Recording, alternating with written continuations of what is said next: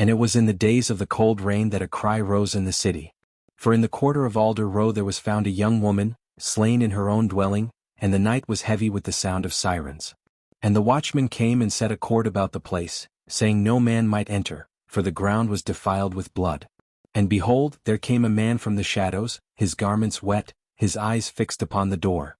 But the captain of the watch said unto him, Stand back, for this is not the place for thee. And the man turned away without a word. Yet soon it was spoken among the guard that the man was Owen, the brother of the slain, and many marveled that he neither wept nor lifted his voice in grief.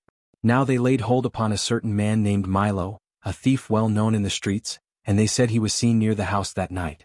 And the people hearing it cried, Justice is done. But the truth was not so plain. For the door of the house was locked from within, and the window was closed. The glass upon the floor was laid in strange manner, as though placed by the hand, not broken in anger.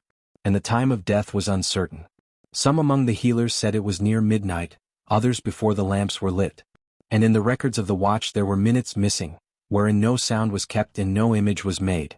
Still the trial was swift, and in 3 days Milo was condemned, and the city rejoiced, saying, The matter is finished. But there were those who sought deeper. They found that 2 days before her death the woman had written a will, leaving all she had to Owen, and the witness was a stranger, not known in the street. And the last cry of the slain, recorded in her call for help, held a strange sound, a tapping thrice repeated. And that same tapping was heard when Owen was turned away from the door by the captain's command. And after many days there was another cry in the city. Another woman was gone from her dwelling, and in her place was found the same setting of the glass, the same strange oil, the same threefold tapping. And the people said, If the first man is shut up in prison, who has done this? Then came a parcel to the house of the watch.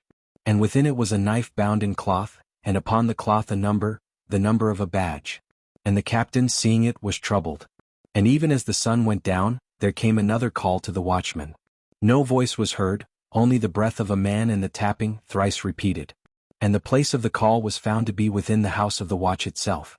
And they went in haste, and the door of the captain's chamber was open, and the lamp within burned low. And upon the table lay the same knife, and upon the screen was the face of the slain woman, caught in the glass of the broken frame. And in the shadow stood a man, and upon his sleeve was stitched the same number as the badge. Then the light was quenched and there was darkness.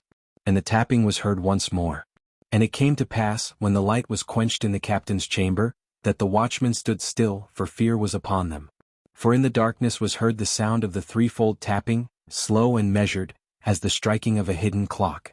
And one among them lifted his torch, and the light fell upon the place where the man had stood. Yet behold, the place was empty, and the air was heavy as though none had breathed there in many hours.